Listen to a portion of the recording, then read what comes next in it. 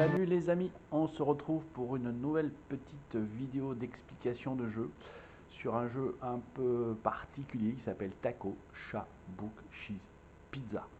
C'est un peu long comme titre, mais ça illustrera bien, vous allez voir, ce que c'est comme type de jeu.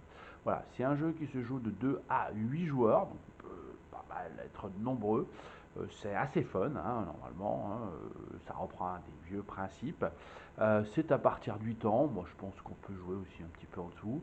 Et vous allez voir, c'est un jeu, ça passe bien, je pense aussi bien auprès des enfants que des grands enfants que nous sommes dans certains cas. Voilà pour la petite introduction de ce jeu. Taco, chat, book, cheese, pizza. Hein, je m'entraîne, vous allez voir, c'est super important de s'entraîner sur cette logique-là.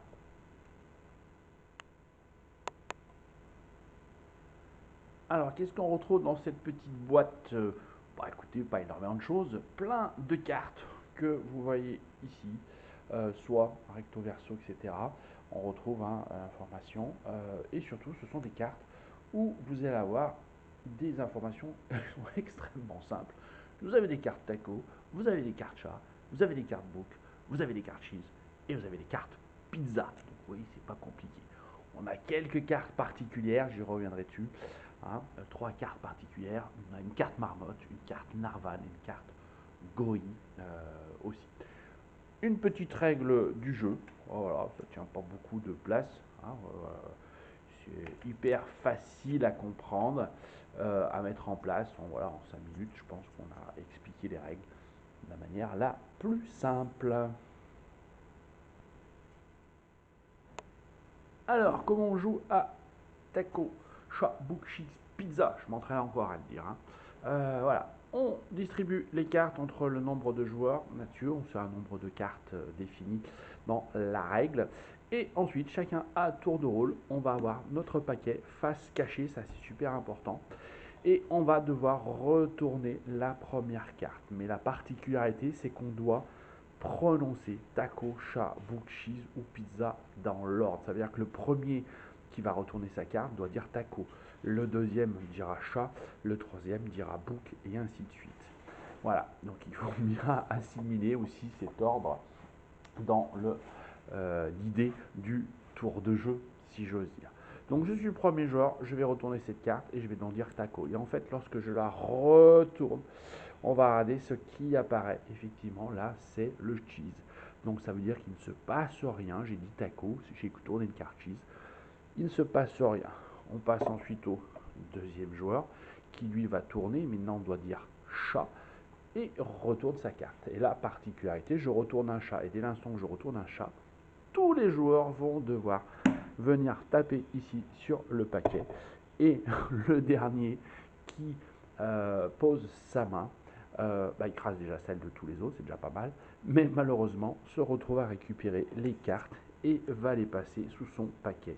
Avec, vous l'avez compris, le but du jeu, c'est de se débarrasser de ces cartes le plus vite possible pour gagner donc un taco, chat, book, cheese et pizza. Petite condition de fin, une fois qu'on n'a plus de cartes, on continue quand même à parler, hein, à dire taco, chat, book, cheese dans l'ordre, pizza, etc.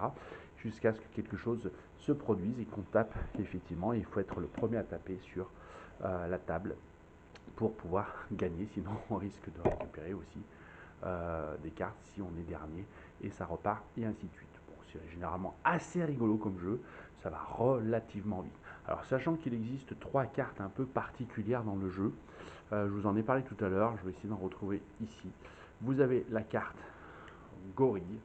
Voilà, donc lorsqu'on vous posez la carte gorille, en fait, vous devez faire comme un gorille, c'est-à-dire avec votre poing taper votre torse et ensuite venir taper sur la carte selon le même principe. Qu'est-ce qu'on a d'autre aussi comme carte spécifique? Je ne sais pas si j'en ai là. On a le narval.